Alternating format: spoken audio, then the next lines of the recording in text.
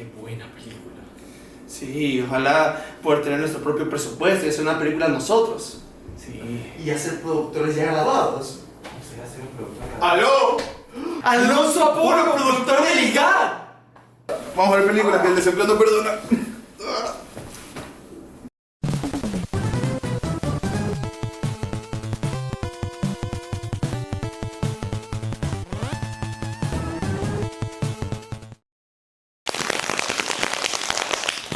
Geeking.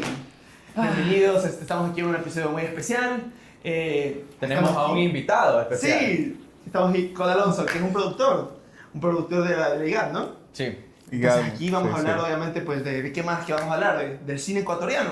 Tenemos a 3 productores ecuatorianos y vamos a hablar de cine ecuatoriano. Claro, pues obviamente. Entonces, creo que a menos para darnos un viaje por la historia del cine de nuestro país, creo que deberíamos empezar por una de las primeras producciones, ¿no? Que fue la que creo que demostró que era posible hacer largometrajes y que sean obviamente producciones de aquí mismo, que es La Tigra. La Tigra es una película que salió en 1990 y creo que marcó un antes y un después definitivamente. O sea, es una adaptación de un libro. Gracias, bastante Silvia. conocido. Gracias, Silvia. Con esto, Silvia es nuestra profesora de Casi todo lo que vamos a decir ahorita, por lo menos Esteban y yo, es gracias a Silvia. Gracias, Silvia. Gracias, Silvia. Le mandamos un corazón. Referencia. Literal. Y pues, ¿qué más se podría decir? Esta película es una adaptación de un libro bastante popular también de aquí, de Ecuador. Y creo que lo más interesante es que es una película de súper bajo presupuesto que se hizo allá en 1990 y salió, fue súper popular. Todo Ecuador estaba Más que maravillado. nada en Brasil, si no estoy mal. Sí, porque La película llegó a Brasil. La película también llegó a Brasil y bueno, trata de esta mujer que vive, se puede decir, en el campo, en Amazonía, y que tiene que hacer un papel más autoritario y valerse por sí misma porque ella tiene... Es la matrona de... Sí, es la la patrona. matrona de su... ¿Cómo decirlo? de su finca. De su una finca. Ajá, una finca. Y pues es interesante ver este personaje porque a pesar de que es la primera producción ecuatoriana, tenemos la representación de una mujer fuerte y autoritaria que se vale por sí misma. E incluso teniendo en cuenta que para este punto de la historia del cine, incluso internacional, no existía todavía esta figura de la mujer fuerte en películas como por ejemplo Terminator 2. que Claro, con tenemos Sarah a- Connor. Claro, con Sarah Connor, que a pesar de que era un personaje fuerte en la primera película, ya en la segunda es otro personaje completamente. O sea, se le podría hacer tal vez una comparación a Ripley, tal vez de Alien, pero también de nuevo con el tema de que no estaba tan establecido para este punto. Y creo que es el tema de que este personaje, la tigra, es un resultado, diría yo, de las circunstancias en las que ella vive, ¿no? Sí, claro, o sea, bueno, es un personaje que viene del trauma y que tiene que asumir el rol de la matriarca, digamos, de su finca, porque, bueno, nadie más lo va a hacer. Sí. Y tiene que convertirse en una mujer fuerte porque así es como se lleva una finca. Sí. Entonces, me parece interesante. Mm. Y más allá de la historia también, en la producción, me acuerdo cuando vimos la película, me llamaba la atención que esta película, ¿qué año es? Del 90, 90 cerrado. ¿Es del 90? Sí. Bueno, pero yo lo veía como una producción que se veía bastante bien para la época. Sí. O sea, que tú me digas, fue uno de los primeros intentos de hacer una película ya Ujú. con una producción más compleja, buscando que se pueda ver internacionalmente y todo. Y decía, chuta, me parece un producto que está bien logrado. Claro, y hay que también tener en cuenta de que no es fácil grabar en los espacios en los que se grabaron para esta película, teniendo en cuenta el tema de la finca, un poco del tema más rural, ¿no? Sí. Entonces, al menos como productor, Alonso, ¿tú qué opinas de ese Claro, o sea, más que todo el hecho de poder organizar. Yo creo que es una película muy adelantada para su época, Sí. porque estamos muy acostumbrados a ver películas ecuatorianas en espacios de ciudad, en abrir la calle, tal vez en barrios, como lo hemos visto anteriormente. Pero la verdad que esta es una película que da ese primer gran desafío de que esto es el cine ecuatoriano. Entonces, un aspecto muy interesante de esta película es que vemos una clara lucha del feminismo con el machismo, porque tenemos que tener en cuenta que es una mujer defendiendo su territorio en medio de un mundo donde hay bastantes hombres. Entonces, en este caso, donde obviamente quieren aprovecharse de ella, abusar, porque ella, bueno, también tiene que defender a su familia. Entonces, me parece algo muy interesante, porque hace más fuerte la figura de ella como héroe de acción, por así decirlo. Claro, y lo que más creo que resalta sobre esto es que ella nunca pierde, por decirlo así, esa su feminidad. Ujú. Claro, a pesar de todo y que ella cumple el rol que normalmente en fincas es de técnicamente un hombre, que sería el patrón, ella no pierde esos rasgos de ella misma, que la hacen un personaje individual, y eso la fortalece incluso más como personaje, que la destaca más. Entonces es súper chévere ver que la primera superproducción aquí ecuatoriana es técnicamente una producción feminista. Y es algo creo que también recurrente del cine ecuatoriano. Sí, estaba pensando eso cuando estaba revisando el material de este episodio, Ujú. que nos damos cuenta que en el cine nacional la figura de la mujer es muy importante. Sí. Es una cosa que se ha explorado mucho y con diferentes creadores, diferentes directores, directoras, Ujú. pero o sea, la figura femenina ecuatoriana ha sido muy trabajada. Claro. Y creo que esto es un muy buen primer paso, al menos para las superproducciones técnicamente aquí ecuatorianas, que esta fue literalmente el primer ladrillito dentro de lo que era, obviamente, llegar a un público más allá de Ecuador. También un ejemplo de Brasil, como dijo César. Entonces me parece súper interesante eso, empezando con el murito que fue el cine ecuatoriano, ¿no? Y bueno, pues aquí tenemos el segundo ejemplo de películas ecuatorianas y qué más que hablar de la El película. segundo pasito.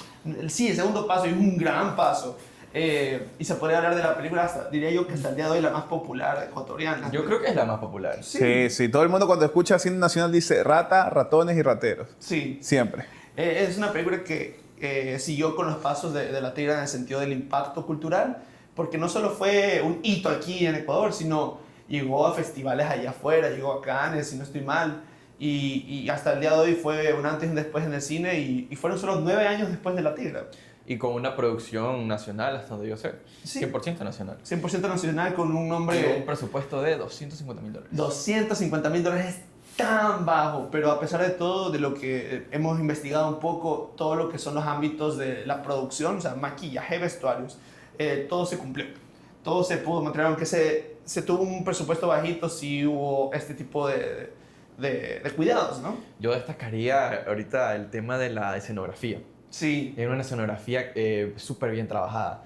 En lo que te digo, que había revisado ayer esta nota que hablabas de la película, hablaba de la productora de campo, me parece, de cómo encontraron la locación, encontraron ya, ok, vamos a grabar en esta casa, esta va a ser la casa de Salvador. Ujú. Pero una vez que ya tenían la casa, empezaron a equiparlo, o sea, tuvieron que diseñar muebles, tuvieron que pintar paredes, o sea, digamos que estaba bien cuidado cada elemento que veías en pantalla, no se quedaron con solamente lo más superficial. Claro. Sí lo trabajaron a fondo y en general toda la película tiene su departamento de sonido, departamento de arte, departamento...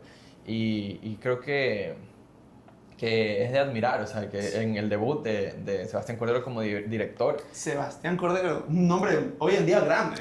Claro, y bueno, cosas a destacar más que toda esta película. Yo creo que creó un estereotipo muy grande con el personaje principal. Sí, con el tema del vestuario. El vestuario. Sí. El típico delincuente guayaco tiene que llevar una camisa de Barcelona, un short o un jean y ya, y su cigarro. ya está. Claro. Claro, y algo que me gusta bastante del estilo de Sebastián Cordero es que siempre le gusta esos finales abiertos. No es el típico final de que el protagonista, bueno, fue a la escuela y se fue aquí, estuvo feliz, no. Flash forward, se casó, tuvo hijos. Claro, sí, como la típica película de comedia, que todos son felices y ya. Sí, claro, hay esa falta del epílogo que nos deja con un sentimiento de ansias, de qué fue lo que pasó con estos personajes.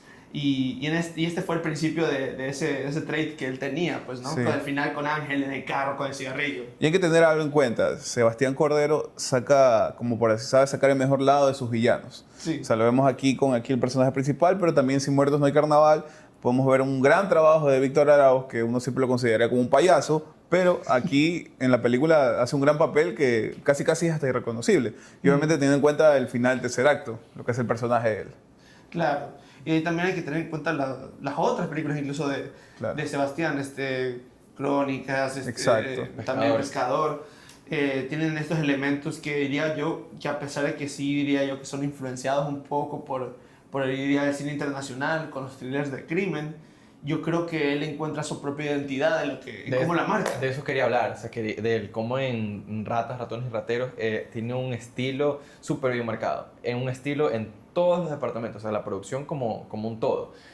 tanto en la música, que hablábamos un poco acerca de en la persecución Del principio. del principio, del cementerio. El cementerio. Tiene una canción que es súper reconocible. O sea, digamos que en alguna otra producción de acción no vas a encontrar una canción parecida. Sí. No se siente como una canción de fondo, se nota que estás viendo cine de autor. Claro. Con el tema de las guitarras, marcando el ritmo. El tema visual, lo que te decía de la escena esta de Quito, con las de noche, con las luces neón. Sí. Claro, la musicalización en la escena de cuando él está fumando. Sí. Y hay bastantes cortes. Ajá. Y hay una música Sí. que de una otra manera no es la gran obra maestra, pero te engancha a obviamente sentir el tema de la escena. Y es un leitmotiv. Sí. Se repite en como unos 2-3 puntos de la película. Y eso creo que el tema del leitmotiv es lo que marca si una película es de autor o no, o que se haga sentir al menos de esa manera, ¿no? Sí, tiene su toque, Sí. su toque. Tú sabes que estás viendo una película de Sebastián Cordero. Sí, la verdad que sí. Y algo que creo que marca bastante esta película, y creo que es la razón por la que hoy en día la recordamos tanto, creo que también es la química entre Ángel y Salvador, Por supuesto. que es Son inigualable. son personajes súper icónicos. Sí, la verdad que sí. El hecho de que algo que creo que marcó bastante a la gente de acá de Ecuador fue ver a dos personajes, uno de la sierra, uno de la costa, interactuar de una manera tan natural y tan simplemente, diría yo, seamless, se podría decir, ¿no? Sí. Que a pesar que tienen sus acentos súper marcados y obviamente cada uno tiene sus rasgos en el sentido como que, por ejemplo, Salvador es un poco más tímido a pesar que sí quiere ser como que Intenta impresionar. intenta impresionar y ir más allá, como cuando le dice que no, yo le pegué a mi papá y que no sé qué, pero al final tiene la mirada baja. Cosas así marcan mucho el personaje. Por ejemplo, Ángel es un sinvergüenza totalmente, entonces lo ves como camina, como tiene su pecho al aire, por decirlo así, en tema de sus fuentes, ¿no? Y el tema del maquillaje, vestuario, digamos. O sea, Sí. como empieza la película sin un dedo. Ah, sí, tiene la mano ahí. Digo que la caracterización de los personajes está súper bien cuidada. Sí, a pesar de eso, de que es todo súper bien cuidado y se siente súper natural, estos dos actores recién estaban, se podría decir que no tenían esa técnica tan marcada, y habían entrevistas al actor que hace de Ángel y que nos decía que todo esto fue un poquito yendo a lo improvisado y él trataba de conseguir esa emoción. Buscando la naturalidad, pero sin realmente una técnica, porque en ese momento no manejaba una técnica. Claro, y tener en cuenta que Claro. tiene una secuela en los teatros, tuvo. Sí, Hay muchos años después. Yo alcancé a verla. Tú fuiste ese público. Y fue súper chévere ver cómo ya a través de los años la técnica actoral de los dos se ha pulido. Si ya habían interpretado grandes personajes, ahora podían en escena manejar un drama y mantener una tensión con solamente ellos dos. Ellos son los Pero únicos ahora que solo eran aparecen los luego. dos. Son solo ellos dos y en el mismo escenario. Y bueno, ya sería un poco hablar de teatro, pero digamos que ellos son el foco central en su interpretación, pero Claro. bueno, también con iluminación son capaces de crear escenas interesantes, y la obra como tal no se sentía pesada, a pesar de que son solo dos personajes en un mismo espacio. Claro, es como por el guión más que todo. Eso es lo un que guión sostuvo muy más bien. que todo la historia. Sí, fue súper chévere. Deberían de traerla de vuelta para que la gente pueda verlo, porque Sí. siento que aquí en Que era la Guayaquil... tercera. Ya Ok, en el una asilo. tercera. En el asilo ya. ya los dos así, ¿verdad? Sí, No, y fue súper con chévere. Alzheimer, con Alzheimer. Ahora ya uno de ellos es la abuela. Ya la abuela ahí, solo non-verbal, así tirada. No, pero fue súper chévere porque no me acuerdo tantos detalles de la obra, pero no se sintió como, bueno, simplemente hacer la segunda parte por hacerla, porque Claro. es popular, sino que Sebastián Cordero sí se tomó Sebastián Cordero me parece que fue el escritor. Sí se tomó la molestia de tratar temas actuales. O sea, de hacer la obra con un propósito. O sea, toda la obra estaba ambientada en una celda de la cárcel y tocaba el tema de la violencia, el tema de los, ¿cómo se dice? Cuando estaban viendo estos... ¿Los delincuentes? No, es que No, delincuentes siempre ha habido. era la época que había problemas dentro de las cárceles. Ah, ok. Ah, ya, De las peleas, ok. las peleas. Entre bandas. Es el Sí, sí. conflicto entre bandas y eso está ahí. Entonces, pues sí, o sea, fue un proyecto con fondo. Qué chévere. Sí. Igualmente también, volviendo justamente al que mencionamos así de chiste de la abuela, creo que volviendo al leitmotiv del feminismo y como por decirlo así, el personaje de la mujer y la importancia, entre las películas. En las familias ecuatorianas. En las familias ecuatorianas, sí. A pesar de que esta película obviamente es protagonizada por dos hombres, se podría decir que al menos el personaje de la abuela es súper importante. Sí. Es esa... O sea, es no solamente una representación de nuestra cultura, ¿no? Ujú. Del tema de la familia, que la familia es uno de los temas más importantes de la película. Sí. Y la abuela representa eso, o sea, representa el respeto a la familia. O sea, y Ujú. lo que resulta irónico en esta trama llena de violencia y siendo Salvador un descarado, pero que a su abuela, aunque le robe el televisor, ya que está de visita, la va a alimentar y se va a preocupar por ella. Y es como una contradicción. Sí, pero es interesante que a pesar de eso las raíces se siguen respetando y estas figuras hasta el día de hoy siguen estando presentes dentro de nuestra cultura. Entonces verla representada en esta película es también una continuación de lo que llevamos armando Claro. como en el cine en Ecuador. Claro, también tener en cuenta que a Sebastián Cordero le gusta mucho el tema de realidad nacional. Sí. O sea, le gusta poner las cosas como son y más que todo de la manera más cruda posible. Sí. Sí, o Es sea, crudo. La verdad que si tuviera que definir el estilo y de la película de Ratones, por lo menos específicamente, yo diría que es crudo. Sí, Es crudo. es Sí. bastante tirando ya a lo violento y en tu cara. Sinceramente no y- se guardan en golpe. claro, y de Crónicas, que bueno, más adelante voy a conversar un poco, si hay esa sensación de, Dios mío, ¿qué estamos viendo? O sea, ¿qué está pasando? ¿Qué nos está pasando? ¿Qué nos está pasando en el país? Literal, es una crítica muy social sobre el tema. O sea, algo que se nos pone bastante en la cara es el tema de las clases dentro de la película. Hay una fiesta súper aniñada en Quito en la que estos dos personajes se infiltran solo para estar ahí y robarse una botellita también ahí por ahí, ver a la prima. No sé internacionalmente cómo se percibe esta Ajá. situación, pero supongo que puede ser curioso como que tener ese contraste de estos dos chicos de clase baja en la casa de su prima, que es casi una mansión. Sí. Y decir, bueno, chuta, no sé si en el resto del mundo ese tipo de cosas ocurren. Claro. Ese tipo de desigualdad social. Sí, es bastante, como estábamos hablando, crudo. Y no tienen miedo de mencionarlo. Hay una parte en la que Ángel lo menciona y se queja de que es su tía, ¿no? Sí, De la, su la tía niñada. La tía niñada que se habla de carro. Ajá. Y es chévere ver eso. Y también cómo en producción se demuestra, ¿no? Porque haber conseguido ese espacio y el tema del vestuario también se presenta mucho. Y Sí, están vestidos como gente de finales de los 80, algo así me parece sí, que vi. está bien logrado. Entonces, sí, diríamos que creo que Ratas es como que ese siguiente paso también con el tema del delito allá internacionalmente. Especialmente porque Sebastián también en otras películas, por ejemplo, estaba mencionándome Alonso, que en Crónicas tiene ya un reparto internacional, ¿no? Sí, sí, me parece muy interesante. Están personas como Alfred Molina, tenemos también actores de España y obviamente actores mexicanos. Y me parece muy interesante cómo todas estas personas trabajan en común en esta producción nacional. Y toda la película fue grabada en Babahoyo y es basada en una historia real, que el monstruo de Babahoyo, o sea, un asesino que mataba niños, o sea, que tenía una obsesión. Es que me parece una premisa súper interesante. Sí. Hay que profundizar algún día cuando se pueda. Pero tú, Alonso, tú que te has visto la película, o sea, Sí. supongo que el estilo se mantiene como en Ratones, el tema, como te digo, crudo, de no solamente la historia, sino la producción. O sea, hablando de cortes un poco más bruscos, la música, o sea, que todo se siente pesado. Claro, en este caso tenemos la cuestión pues, de que son unos reporteros internacionales que vienen a cubrir este hecho. O sea, y en el transcurso pasa uno de los personajes, causa la muerte de un niño y el reportero se va dando cuenta de que esta persona probablemente sea el asesino. Pero el problema es que él nunca tiene pruebas.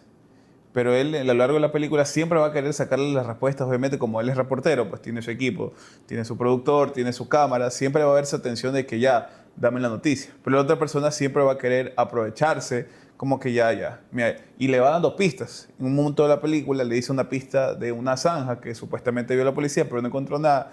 Pero van ellos y encuentran otro cuerpo.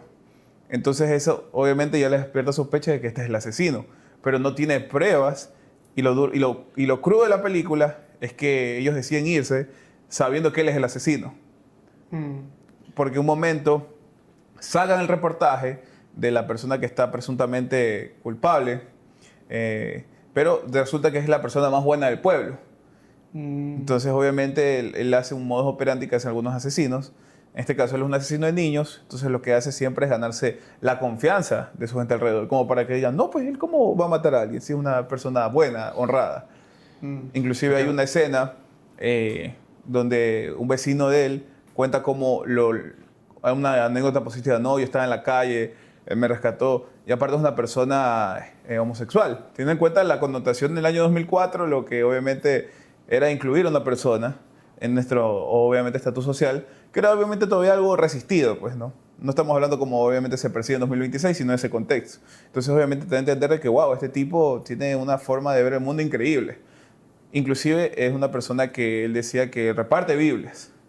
Entonces, lo que te cuenta la premisa de la película es obviamente toda esta máscara que tiene el tipo, y obviamente lo duro es que como si no pudo pagar su merecido. Porque al final de la película te dan a entender que él mató a su hijastro. Entonces es una realidad muy cruda. Y obviamente el plano final de la película es una casa abandonada con unos quejos, como unos, por así decir, pequeños gemidos. Y obviamente el plano anterior son los reporteros, su equipo yéndose, con ese nudo en la garganta de que pudieron haber hecho algo, pero en vez de eso, él quedó como la persona más genial de Bahoyo. Claro. Es una película muy cruda en ese aspecto. Suena muy crudo. Suena muy, Sí. Suena muy fuerte. Sí. Estuvo Sí. bastante heavy. Y también volviendo al tema de la crítica social Claro. del director, ¿no? Suena como una crítica súper nacional. Claro. Y yendo, diría yo, que incluso más crudo tal vez Claro. a ratos. Que un reportero haga mejor trabajo que la misma policía. Sí, O sea, eso también te habla bastante.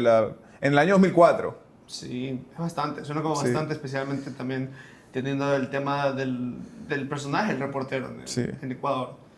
El hecho de que también hay ese silencio, por así decir, que no se, o sea, eso que se sabe pero no se habla, suena bastante fuerte, y creo que hay muchos ejemplos en nuestro país sobre eso mismo, ¿no? Entonces es complicado. Se puede decir que Sebastián Cordero no tiene miedo de hablar de eso, a pesar de que era una época muy, muy atrás de lo que vivimos Claro. hoy en día. Sí, y en los créditos, bueno, para a poner un poco la cosa más amena, hay una versión de Nuestro Juramento cantada por Café Tacuba. Muy interesante, les recomiendo. O sea, lo cual hace una soundtrack interesante de la película. O sea, algo más internacional, imposible. Sí, es interesante cómo maneja a un estilo súper nacional, pero al mismo tiempo comienza a integrar ya temas extranjeros. O sea, otro tipo de influencias extranjeras para hacer la película más rica, pero sin olvidar cuál es su identidad. Claro, ¿a dónde viene? Exacto. Sí. Pero sí. Y bueno, pues hablando ya de internacional, nos podemos ir Con la al siguiente- otro la siguiente espectro. película. Bueno, a continuación vamos con la película ¿Qué tan lejos?, de la directora Tania Hermida. Así que es una película que habla de la historia de una española y una ecuatoriana que están en medio de un paro queriendo viajar a Cuenca. Sí. Están desde Quito a Cuenca. Claro, y es el debut de Tania en el cine, ¿no? Entonces, esta película también creo que es bastante importante porque los dos ejemplos que usamos, al menos principales, que eran el de Sebastián, el Cordero con ratas, ratones, rateros, y el de la tigra, eran un poco más generales, yendo al tema social de Ecuador. Creo que esto es un poco más personal, se podría decir, porque es el viaje de estas dos chicas, un poco más emocional, incluso espiritual, diría yo, con escenas como el de la fogata.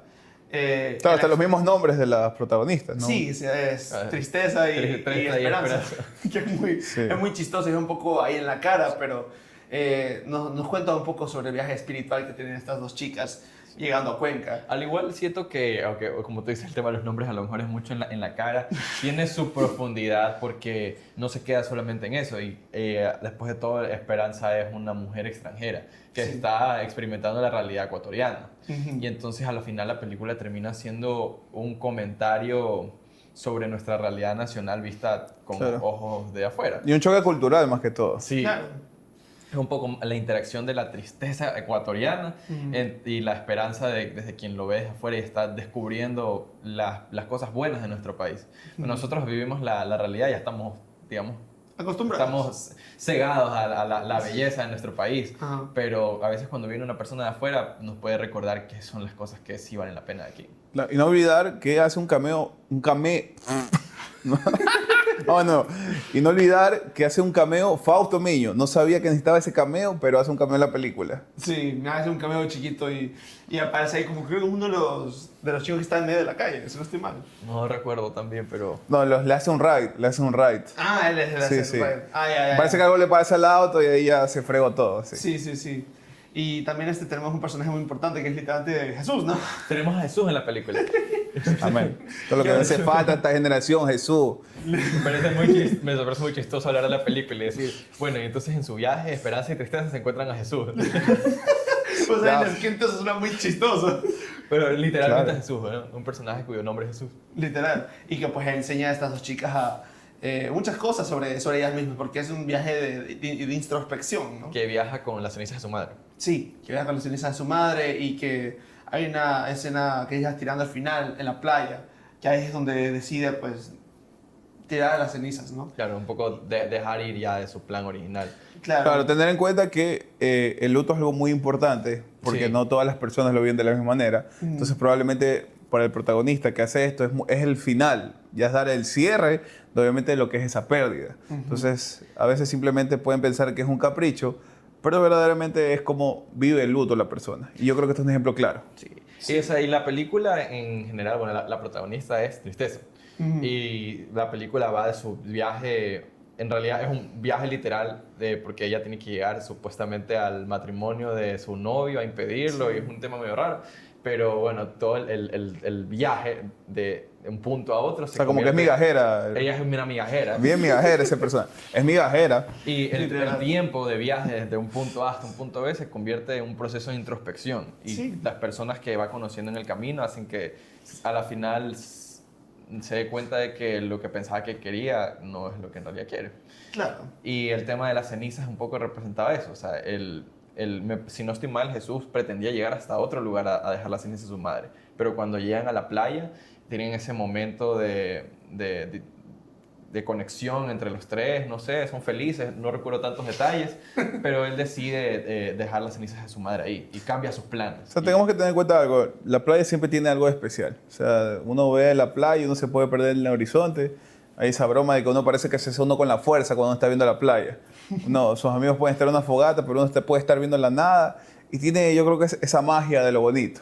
Visualmente, Sí. la escena de la fogata en la Es playa es preciosa. súper bonita. Claro. Es de lo que más recuerdo de la película. Sí, Y yo lo- creo que también con el tema de la directora Tania es sobre esto, apelar a las emociones y al individuo como tal. O sea, ya dejando la crítica social a algo mucho más emocional. Claro, y más que los íntimo. magnos eventos, porque uno siempre está esperando que pase una balacera, un tiroteo, algo súper fuerte, una explosión. Pero verdaderamente en lo simple también está lo hermoso del cine. Sí. Claro, Y Tania se caracteriza bastante por utilizar los planos de la naturaleza, Sí, casi como si fuera un documental. claro, y tirando más al foil, que es Tania, por ejemplo. No diría que es un foil, pero diría que es como que una contraparte diferente de la perspectiva ecuatoriana. Tenemos a Sebastián de nuevo nombrándolo con sus planos súper o picados o teniendo esta profundidad de campo, dándole súper dinamismo a la escena, dándonos a entender las capas que tienen sus historias. Tania creo que a pesar de que las capas están ahí, son mucho más emocionales y son más simples. O sea, al final se puede encontrar más la belleza en las cosas bonitas y lindas que nuestro país tiene que ofrecer y cómo estos mismos elementos se reflejan en los personajes, más allá que los moldeen como las historias de Sebastián, se podría decir. Y eso creo que es algo que es muy único de ella.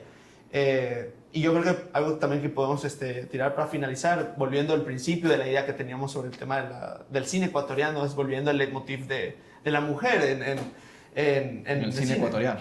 En la importancia que tiene, porque en las otras dos películas que mencionábamos eran, se podría decir, moldeadas por la circunstancia. Y en esta película es al revés. Creo que las chicas, ellas crean sus propias circunstancias al final de la película. Ellas deciden ir a la playa y terminar este viaje y decir que al final se podría decir que el viaje fue mucho más importante que el destino, literalmente. Sí. Entonces, ver ese arco de evolución es muy interesante. Sí, durante y los realístico, años. porque Ujú. muchas veces obviamente al ver mucho cine pensamos de que bueno, todas las cosas tienen que pasar porque tienen que pasar. Pero en esta película son las protagonistas moviéndose, como uno en la vida real pasa, pues, ¿no? Sí. O sea, te quedas sin trabajo, tienes que salir a buscar. Te quedaste en una materia, pues tienes que dar el examen y pasar. O sea, tienes que moverte, si no, no va a pasar nada. Y yo creo que con estas protagonistas pasa lo mismo, porque si ellos no hacían nada, a lo mejor, como de broma, se hubiera acabado la película a los 5 minutos ya. Claro. Ya ahí fue, ya, cada quien para su lado. ¿Cómo quedó el cine desde esta película? Nos quedamos con que después del nacimiento de la superproducción en Ecuador, no solo hemos tenido las puertas abiertas con películas de Sebastián Cordero a llegar a lugares mucho más internacionales, sino que también podemos hacer una introspección mucho más acá nacional con películas, con ejemplos de películas como Tania Armida. Igualmente hay que tener en cuenta que con los años hemos llegado a una evolución mucho más madura en lo que es el cine ecuatoriano y hemos tenido incluso un poco de ambos mundos, mencionando un poquito por encima, por ejemplo, Alba, que técnicamente es otra directora que no llegamos a mencionar, pero que a pesar de que es una película súper personal, llegó a festivales e incluso llegó a ganar Cannes. Claro, es que habla de la pubertad, que eso es algo global. Claro. Claro, Sí. ya tenemos, digamos que las bases para crear un cine internacional, pero que tiene un espacio para películas con digamos, de autor Ujú. y para personajes a los que puedes hacer una introspección. Sí, una historia mucho más íntima, Exacto. no necesariamente haciendo críticas sociales, a pesar de que las críticas sociales siempre van a ser presentes dentro de tal, porque es la identidad ecuatoriana que tenemos, ¿no? Sí, también otras producciones que también se dedican un poco más a la comedia, como Dedicada a mi ex, que es una coproducción de México, Ecuador y Colombia, Sí. que también son películas que dejan en alto el nombre del país. Claro, entonces se ha madurado bastante el cine ecuatoriano y podemos decir que a pesar de que ha sido un camino súper corto, porque desde 1990 a 2006 ha evolucionado bastante y hoy en día, que ahora ha madurado incluso más, se podría decir que esperamos mucho de aquí al futuro, que técnicamente somos nosotros el futuro del país, entonces... Claro. Tenemos toda esta información en mente para intentar hacer lo mejor que podamos. Sí. Lo que Entonces- podemos hacer es que apoyen el cine ecuatoriano. Cuando hay una película en el cine, vayan. Si es Sí. mala, vayan a verla, no importa. O sea, así como cuando comen comida mala en la calle, vayan. Apoyen el cine ecuatoriano, porque ser ecuatoriano no es algo que se elige, se nace. Qué lindas palabras para terminar. Bueno, chicos, con este mensaje tan bonito cerramos y le damos esperanza a las futuras generaciones. Así que vayan al cine, síganos en nuestras cuentas de Instagram y de TikTok y estén saltantes al siguiente episodio. Y muchas gracias, Alonso, por estar aquí. Ya, No, un gracias, placer, un Alonso. placer, un placer. Un placer aquí también. Un placer. Chao, chao. Cuídense. Chao. Chao, chao.